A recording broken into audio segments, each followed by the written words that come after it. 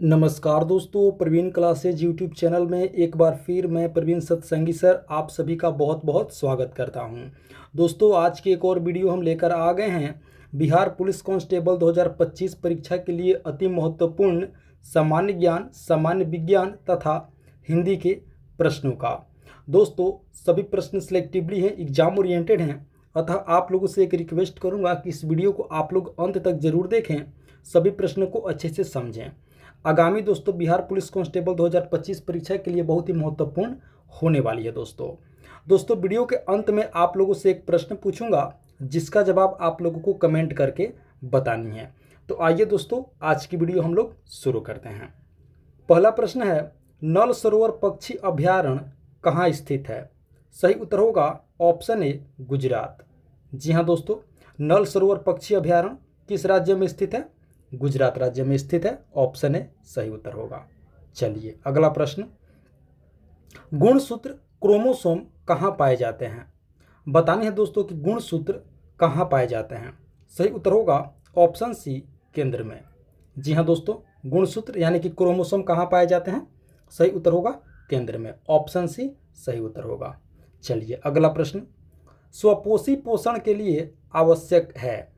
बतानी है दोस्तों कि स्वपोषी पोषण के लिए इनमें से क्या क्या आवश्यक है।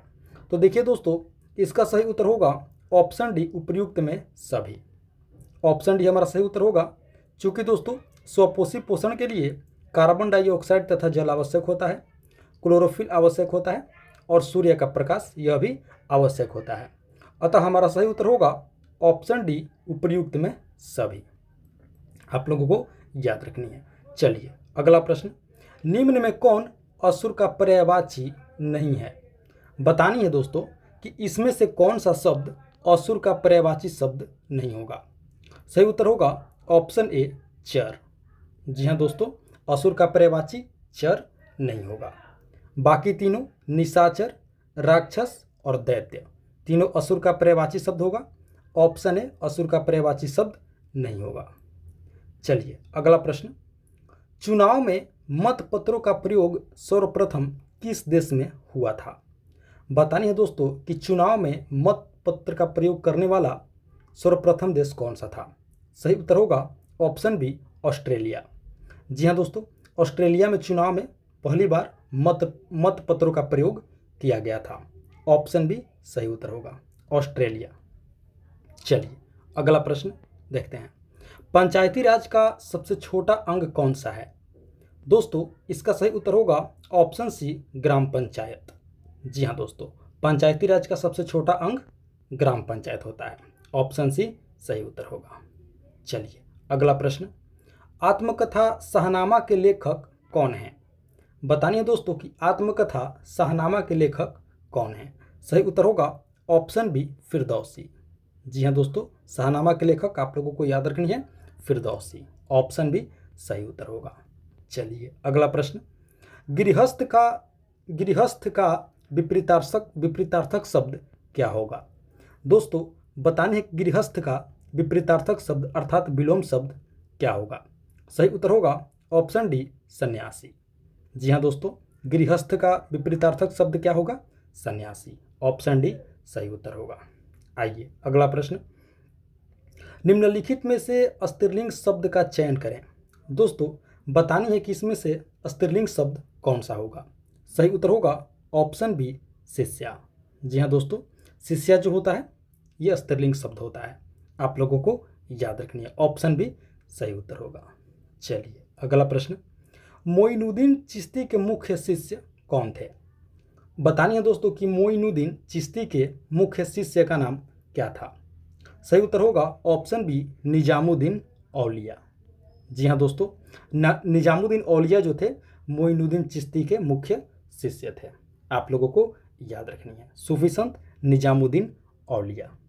आइए अगला प्रश्न, वंशागति का क्रोमोसोमवाद का सिद्धांत किसने प्रस्तुत किया था?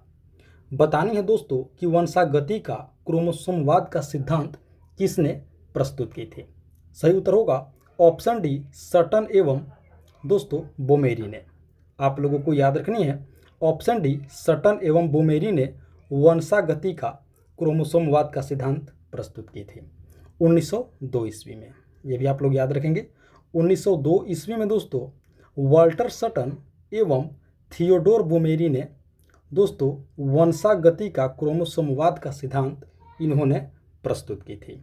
ऑप्शन डी सही उत्तर होगा, सटन एवं बोमेरी। आइए अगला प्रश्न देखते हैं। अगला प्रश्न है, भारत में स्वच्छ भारत मिशन की शुरुआत किस वर्ष हुई थी? दोस्तों बतानी है कि भारत में स्वच्छ भारत मिशन की शुरुआत किस वर्ष हुई थी? सही उत्तर होगा ऑप्शन दोस्तों बी 2014 ईस्वी। जी हाँ दोस्तों, ऑप्शन बी 2014 ईस्वी में भारत में दोस्तों स्वच्छ भारत मिशन की शुरुआत हुई थी। आप लोगों को याद रखनी है, ऑप्शन बी सही उत्तर होगा। 2 अक्टूबर 2014 ईस्वी में दोस्तों भारत में पहली बार स्वच्छ भारत मिशन की शुरुआत हुई थी। इसकी शुरुआत भारत के प्रधानमंत्री श्री नरेंद्र मोदी जी ने की थी। आप लोगों को याद रखनी है, 2 अक्टूबर 2014 ईस्वी से भारत में पहली बार दोस्तों स्वच्छ भारत मिशन की शुरुआत हुई थी। ऑप्शन बी सही उत्तर होगा। चलिए अगला प्रश्न देखते हैं। हम्बनटोटा बंदरगाह किस देश में स्थित है? बतानी है दोस्तों कि हम्बनटोटा बंदरगाह किस देश में स्थित है? सही उत्तर होगा ऑप्शन डी श्रीलंका में। जी हाँ दोस्तों, हम्बनटोटा बंदरगाह किस देश में स्थित है? श्रीलंका में स्थित है। आप लोगों को याद रखनी है, श्रीलंका के पूर्व राष्ट्रपति महिंद्रा राजपक्षे के नाम पर दोस्तों इस बंदरगाह का नाम रखा गया है। हम्बनटोटा बंदरगाह श्रीलंका में स्थित है। चलिए अगला प्रश्न, गुरुमुखी लिपि किसके द्वारा विकसित की गई थी? दोस्तों बतानी है कि गुरुमुखी लिपि किनके द्वारा विकसित की गई थी? सही उत्तर होगा ऑप्शन ए गुरु अंगद देव। जी हाँ दोस्तों, गुरु अंगद देव जी के द्वारा गुरुमुखी लिपि विकसित की गई थी। ऑप्शन ए सही उत्तर होगा। सिखों के दोस्तों दूसरे गुरु थे गुरु अंगद देव जी। इन्होंने गुरुमुखी लिपि दोस्तों इनके द्वारा विकसित की गई थी। आप लोगों को बता दें कि जो पंजाबी भाषा होती है वो गुरुमुखी लिपि में लिखी जाती है। ऑप्शन ए हमारा सही उत्तर होगा गुरु अंगद देव। चलिए दोस्तों अगला प्रश्न देखते हैं। दोस्तों अभी तक आप लोगों ने वीडियो को एक लाइक नहीं किए हैं, वीडियो को एक लाइक कर दीजिए और साथ ही साथ प्रवीण क्लासेस यूट्यूब चैनल पर आप पहली बार विजिट किए हैं तो चैनल को भी जरूर सब्सक्राइब कर लीजिए इसी तरह का अति महत्वपूर्ण प्रश्नावली वीडियो देखने के लिए। दोस्तों वीडियो के अंत में आप लोगों से एक प्रश्न मैं पूछूंगा, अतः आप लोगों से एक रिक्वेस्ट करूंगा कि इस वीडियो में आप लोग अंत तक जरूर बने रहें। आइए अगला प्रश्न देखते हैं। राफेल है, बतानी है दोस्तों कि राफेल क्या है? सही उत्तर होगा ऑप्शन डी लड़ाकू विमान। जी हाँ दोस्तों, राफेल एक लड़ाकू विमान है। ऑप्शन डी सही उत्तर होगा। चलिए अगला प्रश्न। अगला प्रश्न है, आनुवंशिकता की सबसे छोटी इकाई क्या होती है? दोस्तों सही उत्तर होगा ऑप्शन डी जीन। जी हाँ दोस्तों, आनुवंशिकता की सबसे छोटी इकाई जीन होती है। ऑप्शन डी सही उत्तर होगा। चलिए अगला प्रश्न, धातु जब अम्ल से अभिक्रिया करता है तो कौन सा गैस उत्पन्न होता है? दोस्तों बतानी है कि धातु जब अम्ल से अभिक्रिया करता है तो कौन सा गैस उत्पन्न होता है? तो इसका सही उत्तर होगा ऑप्शन डी हाइड्रोजन यानी कि H2। जी हाँ दोस्तों, धातु जब अम्ल से अभिक्रिया करता है तो H2 गैस अर्थात हाइड्रोजन गैस उत्पन्न होता है। ऑप्शन डी सही उत्तर होगा। चलिए अगला प्रश्न। अगला प्रश्न है, ग्लास में पानी पर बर्फ तैर रहा है, यदि बर्फ पिघल जाए तो आयतन पर क्या प्रभाव पड़ेगा? दोस्तों बतानी है कि ग्लास में पानी है, उस पानी पर एक बर्फ तैर रहा है, यदि दोस्तों बर्फ पिघल जाता है तो आयतन पर क्या प्रभाव पड़ेगा? इसका सही उत्तर होगा ऑप्शन सी, आयतन दोस्तों क्या होगा? अपरिवर्तित रहेगा। आप लोगों को याद रखनी है, ऑप्शन सी सही उत्तर होगा। आयतन जो होगा क्या होगा? अपरिवर्तित रहेगा, अर्थात आयतन पर कोई प्रभाव नहीं पड़ेगा। आप लोगों को याद रखनी है, ऑप्शन सी सही उत्तर होगा। चलिए अगला प्रश्न, शिवालिक की पहाड़ियाँ किस राज्य में स्थित है? बतानी है दोस्तों कि शिवालिक की पहाड़ियाँ किस राज्य में स्थित है? सही उत्तर होगा ऑप्शन ए हिमाचल प्रदेश में। जी हाँ दोस्तों, शिवालिक की पहाड़ियाँ हिमाचल प्रदेश राज्य में स्थित है। ऑप्शन ए सही उत्तर होगा। चलिए अगला प्रश्न, हिंदी साहित्य का सबसे प्रसिद्ध उपन्यासकार किसको माना जाता है?